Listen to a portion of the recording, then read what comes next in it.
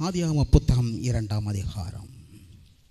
ஆதியாகம புத்தகம் 2ஆம் அதிகாரத்தில் நாம் பார்க்கிற ஒரு காரியம் 19ஆம் வசனம். தேவனாகிய கர்த்தர் வெளியின் சகல மிருகங்களையும் ஆகாயத்தின் சகலவித பறவைகளையும் மண்ணினாலே உருவாக்கி ஆதாம் அவைகளுக்கு என்ன பெயரிடுவான் என்று பார்க்கும்படி அவைகளை அவனிடத்தில் கொண்டு வந்தார். பறவைகளையும் மிருகங்களையும் அவர் மண்ணினால் உருவாக்கி ஆதாமிடம் கொண்டு வந்தால் அதோட ஆண்டோட வேலை முடிஞ்சது. ஆனால் மனுஷர்களை அவர் உருவாக்குற என்ன பண்ணினா பார்த்தீங்களா? 7வது வசனம் முதல் பகுதியில் 7வது வசனம். தேவனாகிய கர்த்தர் மனுஷனையும் பூமியின் மண்ணினாலே உருவாக்கினார்.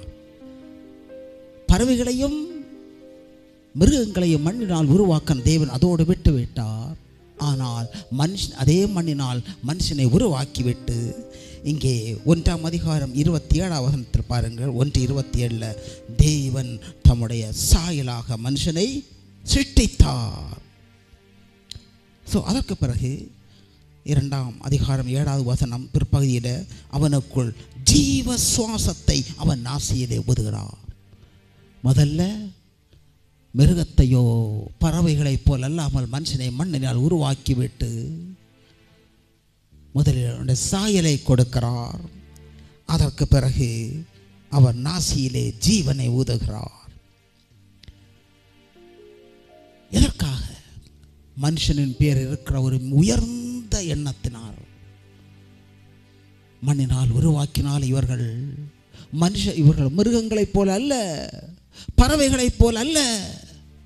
ஏசாயில் வாசித்து பார்க்கிறோம், மனுஷனுடைய முகத்தில் தேவனுடைய மகிமையை பிரகாசிக்க பண்ணுகிறார். 2 பேதுரு 1ஆம் அதிகாரத்தில் வாசிக்கிறோம், அவருடைய திவ்ய சுபாவங்களை நமக்கு தருகிறார். பார்த்தீங்களா எவ்வளவு என்னெல்லாம் காரியங்கள். மண்ணினால் உருவாக்கிற மனுஷனுக்கு அவர் சாயலை கொடுக்கிறார், ஜீவனை ஊதுகிறார், மகிமை அவருடைய முகத்தில் அவருடைய மகிமையை பிரகாசிக்க பண்ணுகிறார்.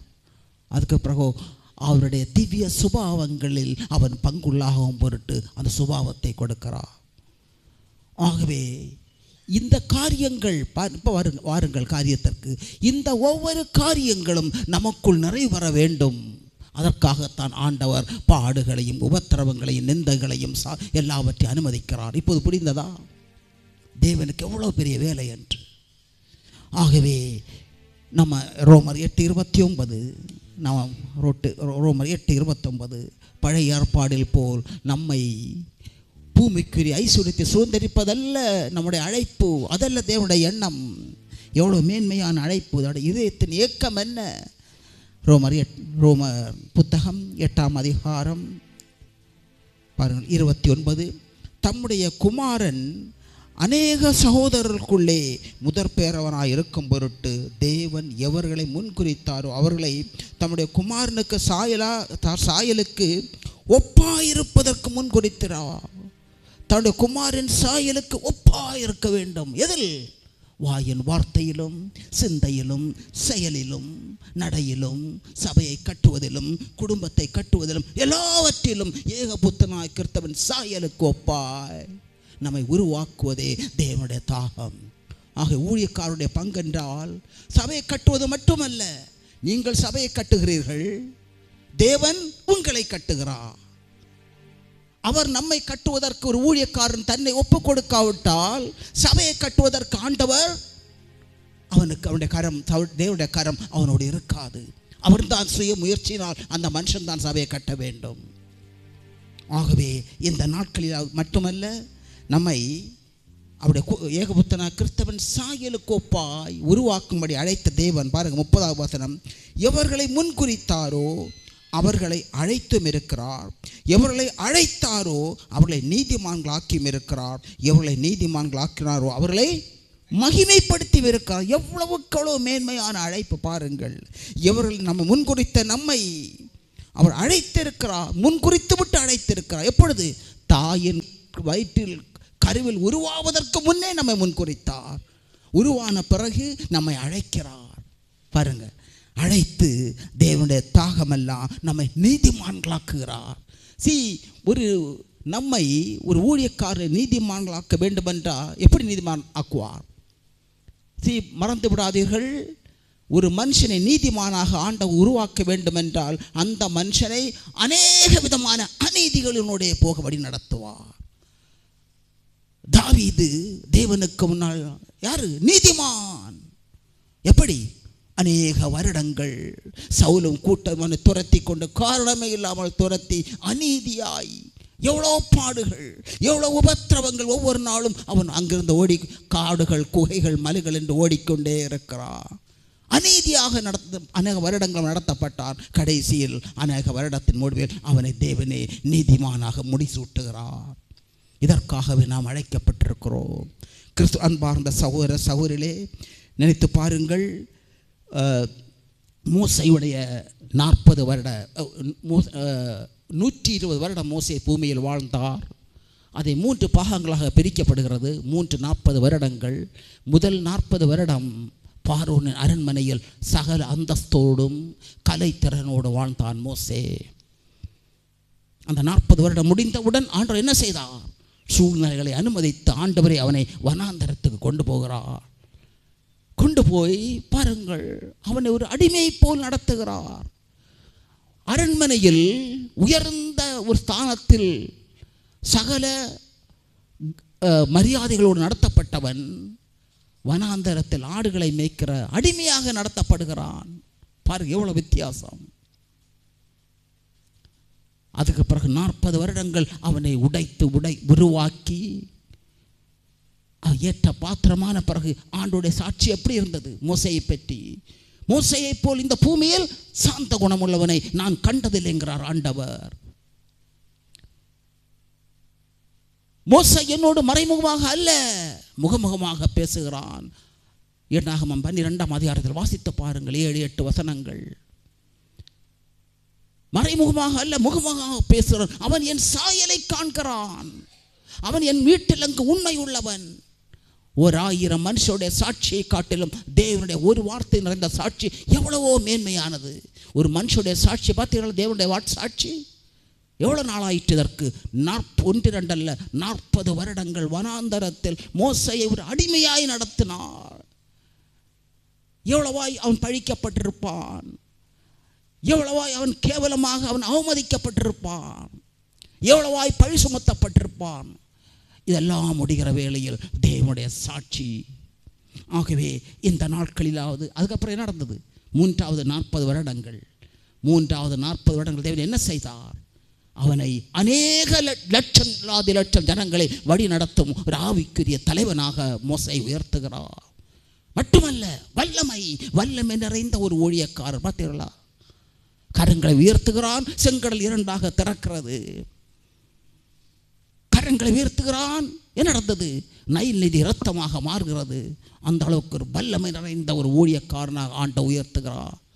ஆண்டவர் எடுத்த நாட்களோ எவ்வளவு? 40 வருடங்கள். ஆகவே ஒரு சில வருடங்கள் நாம் கடந்து போகிற பாடுகளினால், ஒரு சில வருடங்கள் நாம் கடந்து போகிற நிந்தைகளினால், உபத்திரவங்களால் சோர்ந்து போக வேண்டாம். தேவன் நம்மை பாடுகளினுடைய உபத்திரவங்களை கடந்து போக பண்ணி நம்மை பூரணப்படுத்துகிறார். அந்த பூரணத்தை எட்டுகிற வேளையில் மெய்யாகவே என்ன நடக்கும் தெரியுமா? தேவன் நினைத்ததை செய்து முடித்தார். தேவனும் நம் நிமித்தம் இளைப்பாறுவார். தேவனின் நாமத்தினாலே நாமும் இளைப்பாறுவோம். இதற்காகவே தேவன் நம்மை அழைத்திருக்கிறார். அதாவது சங்கீதம் 66வது சங்கீதத்தை எடுங்கள். இது முக்கியமான ஒரு பகுதி. சங்கீதம் 66. இங்கே 10 முதல் வாசிக்கிறேன். 10ஆம் வசனம் முதல். தேவனே எங்களை சோதித்தீர். பாருங்க, யாரு? தேவனே எங்களை சோதித்தீர், வெள்ளியை புடமிடுகிறது போல எங்களை புடமிட்டீர். முக்கியமான காரியம். எப்படி? ஆண்டவரே, எங்களை நீர் சோதித்தீர், வெள்ளியை புடமிடுகிறது போல எங்களை புடமிட்டீர். பார்த்தீங்கன்னா, வெள்ளியில் ஆபரணங்களை செய்தவர் என்ன பண்ணுவாங்க தெரியும்? பார்த்துருக்கீங்களா? சிலைகளை செய்வார்கள். வெள்ளியை ஒரு உருவத்தில் கொண்டு வருவதற்காக சுற்றினால் அடிப்பார்கள். அதற்கு பிறகு அது தண்ணீரில் போடுவார்கள். அதற்கு தண்ணீரிலிருந்து எடுத்து திரும்பவும் அடிப்பார்கள். திருப்பி தண்ணீரில் போடுவார்கள். திரும்பி அடிப்பார்கள். திரும்பி தண்ணீரில் இதுதான் வெள்ளியை புடமிடுவது. எதுவரை புடமிடுவார்கள் தெரியுமா? பழைய காலத்தில் அவருடைய முகம் அந்த வெள்ளியில் கண்ணாடியை போல் தெரியும் அளவிற்கு புடமிடுவார்கள். அதே போல ஒரு ஊழியக்காரனை தேவன் பாடுகள், கஷ்டங்கள், நிந்தைகளோட அவர் கடந்து போக பண்ணி அவனை எதுவரை புடமிடுவார்? கிறிஸ்துவின் முகம் நம்மில் தெரிகிற அளவுக்கு, கிறிஸ்துவின் சாயல் நம்மிடத்தில் பிரதிபலிக்கிற அளவுக்கு அவர் நம்மை புடமிடுவார். இதுதான் தேவனுடைய அழைப்பு. ஆகவே சோர்ந்து போக வேண்டாம். அழைத்தவர் உண்மையுள்ளவர். இயேசு கிறிஸ்து அவருடைய பாடுகளை பற்றி எழுதப்பட்டிருக்கு பாருங்கள். நமக்கு தெரியும். மத்தேயு 16ஆம் அதிகாரம், மத்தேயு 16ஆம் அதிகாரம்,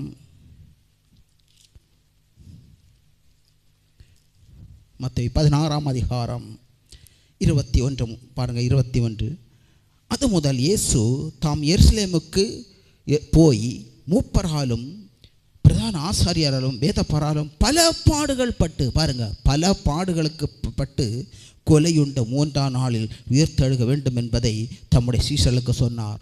பல அவர் வல்லமையாய், நமக்கு தெரியும் உயிர்த்தெழு எப்படி இருந்தது, அதி வல்லமையாய் இருந்தது அந்த உயிர்த்தெழுதல். கல்லறைகள் உடைந்து தெரித்தது, கண்ணால் பார்க்க முடிய அளவுக்கு பிரகாசித்தது.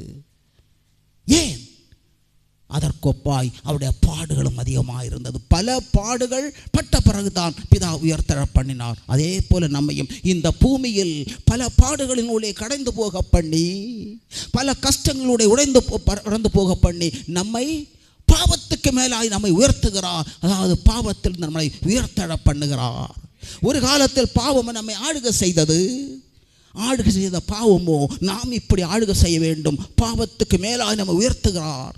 நம்மை ஆளுகை செய்த பாவமோ நம் காலுக்கு கீழாக இருக்கும்படி பாவத்துக்கு மேலாக ஒரு மனுஷனை உயர்த்துகிறார். இதை விட மேலான ஆசீர்வாதம் இல்லை.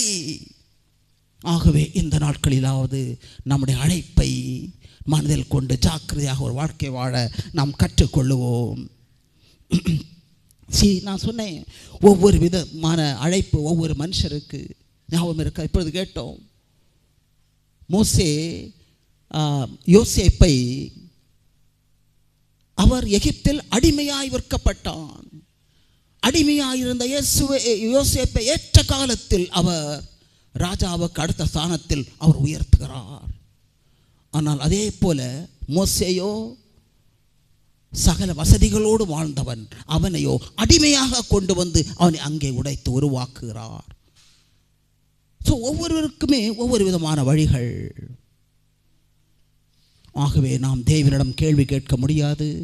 அவருடைய அறிவோ நாம் சிந்தைக்கு எட்டாதது, அவருடைய ஞானமோ கடல் அளவோ ஞானம்.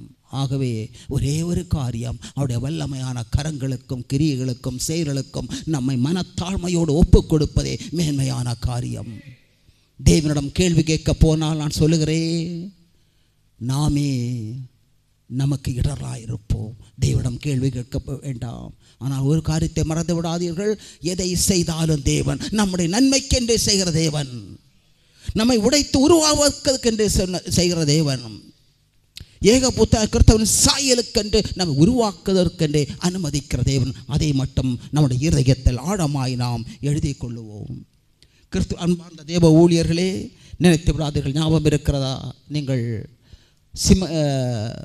7 சபையை குறித்து வாசிக்கிறோம், வெளிப்படுத்தின விசேஷம். அதில் 2வதாக சிமர்னா சபை தேவனால் அங்கீகரிக்கப்பட்ட ஒரு மேன்மையான சபை. அந்த சபையில் உத்தமமாய் தேவனை பின்பற்றினவர்களை சாத்தானுடைய கரங்களில் ஆண்டவர் ஒப்புக்கொள்ள. வாசித்து பாருங்கள், வெளிப்படுத்தின விசேஷம் 2ஆம் அதிகாரம் 10வது வசனம் வாசித்து பாருங்கள். ஆண்டவரே 10 நாட்கள் அவர்களை உபத்திரப்படுத்தும்படி சாத்தானுக்கு உத்தரவு கொடுத்துவிட்டு தேவன் மறைந்திருந்து அவர்களுக்கான ஜீவ கிரீடத்தை ஆண்டவரை ஆயத்தப்படுத்துகிறார். எதை காண்பிக்கிறது? நமக்கு வருகிற பாடுகள், துன்பங்கள், கஷ்டங்கள் எல்லாமே தேவனை அனுமதிக்கிறார். அதற்கு நாம் தலை குனிந்து நாம் அதனுடைய கடந்து செல்கிற வேளையில் தேவன் மறைந்திருந்து நமக்காக ஒரு உன்னதமான வழியை தேவன் ஆயத்தம் பண்ணுகிறார். கிறிஸ்து அன்பார்ந்த சகோதர சகோதரிகள், ஒரு தேவ ஊழியர்களே, லூக்கா 1ஆம் அதிகாரத்தில் நாம் இந்த வாசிக்கிறோம். அதற்கு முன்னால் யோபுடைய காரியத்தை நாம் சொல்ல விரும்புகிறேன். ஞாபகம் இருக்கிறதா? யோபு உபத்திரவத்தோடு கடந்து சென்று அநேக இழப்புக்களை சந்தித்தவன், உபத்திரவத்தை சந்தித்தவன். உபத்திரவத்தின் முடிவில் என்ன நடந்தது? தேவனே அவன் இழந்தவற்றை எல்லாம் இரட்டிப்பாய் தேவன் ஆயத்தப்படுத்தி இருந்தார். மட்டுமல்ல, அவன் கடைசி வாசித்து பாருங்கள், 42ஆம் அதிகாரம் கடைசி அதிகாரத்தில் எழுதப்பட்டிருக்கிறது. அதுவரை மோசே தேவனை குறித்து கேள்விப்பட்டவன் இப்பொழுதோ தேவனை முகமுகமாய் காண்கிறான். எதை காண்பிக்கிறது? நமக்கு வருகிற பாடுகள் உபத்திரவங்களுமே நாம் தேவனை பற்றி கேள்விப்படுவதற்கு மட்டுமல்ல, முகமுகமாய் நாம் அவரை பார்க்க வேண்டும் என்பதற்காக ஆண்டவரை அனுமதிக்கிறார்.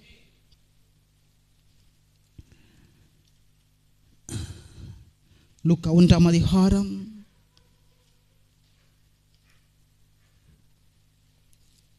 லூக்கா 1ஆம் அதிகாரம்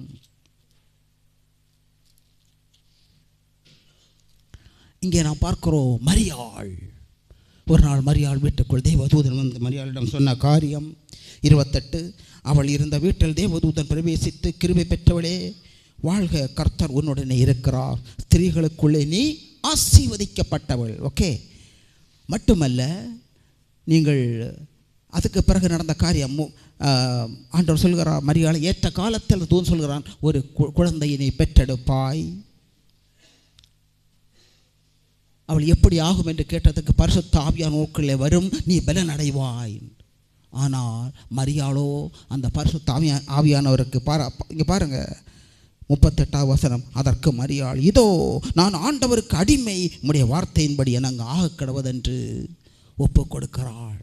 அந்த பரிசுத்த ஆவியானுடைய ஆளுகைக்கு நினைத்து பாருங்கள். பரிசுத்த ஆவியான உள்ளே வல்லமையா இந்த நாளிலிருந்து கிரியை செய்து கொண்டிருக்கிறார். இயேசு உள்ளே உருவாகி கொண்டிருக்கிறார். ஆனால் அதே மரியாளுக்கு எவ்வளவு நிந்தை சுமந்திருப்பாள், எவ்வளவு அவமானத்தை சுமந்திருப்பாள். வெளியே நிந்தைகள், வெளியே அவமானங்கள், உள்ளே பரிசுத்த ஆவியின் வல்லமை. இயேசு உருவாய்க்கொண்டே இருக்கிறார். இதுதான் ஒரு தேவ ஊழியனுக்கு நடக்கிற காரியம். வெளியே நம்மளை அவமானப்படுத்துவார்கள், நம்மை நிந்திப்பார்கள், நம்மை குறை கூறுவார்கள். ஆனால் உள்ளே பரிசுத்த ஆவியானவோ அதிவல்லமையாய் உருவாய்க்கொண்டே இருப்பார். அங்கே இயேசு உருவாகுவார். அந்த பொறுமையோடு நான் காத்திருப்போம். ஏற்ற காலத்தில் அவர் நமக்குள் மகிமை அடைவார். மட்டுமல்ல, பார்த்திருக்கீங்களா, பழைய ஏற்பாடில் பார்க்கிறோம், ஆண்டவருடைய வார்த்தையின்படி சீனாய் மலையில் வைத்து மோசையோடு ஆண்டவர் சொன்னார், மோசே, இந்நாள் வரை நாம் அக்கினி சம்பத்தில் மேகஸ்தலத்தில் இருந்து ஜனங்களோடு இடைப்பட்டேன். இப்பொழுதோ ஜனங்களில் மத்தியில் வாசம் செய்ய வேண்டும். ஆகவே நீ எனக்கு ஒரு வாசஸ்தலத்தை கட்டு என்றார். மோசே வாசஸ்தலத்தை கட்டினான். ஞாபகம் இருக்கிறதா? வாசஸ்தலத்தை கட்டி வெளிப்பிரகாரம் பரிசுத்த ஸ்தலம், மகா பரிசுத்த ஸ்தலம் என்று அதை பிரிக்கிறான். அதன் மேலே கூரை போடப்பட்டது. கூரை எப்படி இருந்தது? கட்டியான திக்கான டார்பால் அப்படியே போடப்பட்டிருந்தது. ஆனால் நாட்கள் செல்ல செல்ல அந்த கூரையிலோ தூசிகளும் அந்த குப்பைகளும் எல்லாம் படிந்திருந்தது. பார்ப்பதற்கு அசிங்கமாக இருக்கும். அந்த வெளித்தோற்றம், அந்த அந்த தேவன் அந்த வாசஸ்தலத்தின் வெளித்தோற்றமோ அசிங்கமாக இருக்கும். ஆனால் உள்ளே மகாபரிசுத்த ஸ்தலத்தில் தேவனுடைய மகிமையோ அதிபயங்கரமாய் பிரகாசித்து கொண்டே இருக்கும். எதை காண்பிக்கிறது? ஒரு ஊழியக்காரனுடைய வெளித்தோற்றம் மனுஷர்களுக்கு அற்பமாய் தெரியும், நம்ம அற்பமாய் எடுப்பார்கள். ஆனால் நமக்கு உள்ளேயோ பரிசுத்த ஆவியின் வல்லமையோ அதி ஆழமாய் கிரியை செய்து கொண்டே இருப்பார். மட்டுமல்ல, ஞாபகம் இருக்கிறதா? கண்மலை, அந்த மலையில் ஆடு மாடுகள் மேய்த்து கொண்டே இருக்கும். அந்த கண்மலை எல்லா தூசிகளும் காகிதங்கள் படிந்திருக்கும். அதை பார்த்தாலே என்ன நினைத்திருப்பார்கள்? அற்பமாக எடுத்திருப்பார்கள். ஆனால் அந்த கண்மலையில் கோலால் அடித்த மாத்திரத்தில் ஜீவ தண்ணீர் புறப்பட்டு அநேகரை ஆசீர்வதித்தது. இதுதான் ஒரு தேவ ஊழியக்காரன். உன்னுடைய வெளியான வாழ்க்கையோ நீ உன்னை பார்ப்பதற்கு அற்பமாய் எடுப்பார்கள், நிந்திப்பார்கள், பழிப்பார்கள். ஆனால் தேவனுக்கு உன் உண்மையாக வாழ்கிற வேளையில் உள்ளே இருந்து ஜீவ தண்ணீர் புறப்பட்டு அநேகரை ஆசீர்வதிக்கும். இதற்காகத்தான் நாம் அழைக்கப்பட்டிருக்கிறோம். ஒரு மேன்மையான அழைப்பு. இதற்காக நாம் தேவனுக்கு நம்மை ஒப்புக் கொடுக்கிற வேளையில் நினைத்து பாருங்கள், நம் நிமித்தம் எவ்வளவோய் மிகப்பெரிய ஆசீர்வாதம். இதையெல்லாம் அசட்டை செய்வது நிமித்தம் கேவலம் நம்மளை குடும்பத்தை ஆசீர்வதிக்க முடியவில்லை. குடும்பத்தை ஆசீர்வதிக்காத ஒரு ஊழியக்காரர் எப்படி சபையை ஆசீர்வதிக்க முடியும்? பேதுருவை எடுத்து பாருங்கள், பார்ப்பதற்கு எப்படி இருப்பான்? ஒரு பரட்டை தலையன், படிக்காதவன், ஒரு கல்லாதவன், எப்படியோ இருப்பான், பார்க்க பைத்தியக்காரன் மாதிரி இருப்பான். பெந்தைக்கோஸ்து நாள் என்ன தெரியுமா? உள்ளே இருந்து ஜீவ தண்ணீர் அது வல்லமையாய் புறப்பட்டு அநேகரை ஆசீர்வதித்தது. இப்படிப்பட்ட மேன்மையான வாழ்க்கைக்கு அழைக்கப்பட்டிருக்கிறோம். ஆகவே வெளியான வாழ்க்கை அல்ல, உள்ளான வாழ்க்கை, the inner life. உள்ளே இருந்த ஜீவனதி புறப்பட்டு அநேகரை ஆசீர்வதித்து தேவன் நம் மூலமாக மகிமையடைந்து அவருடைய மகிமை ஜனங்களுக்கு வெளிப்படுத்துகிற வாழ்க்கைக்கு நம்மை அழைக்கப்பட்டிருக்கிறோம். அழைப்புக்கு நாம் நம்மை ஒப்புக் கொடுப்போம். ஆமென்.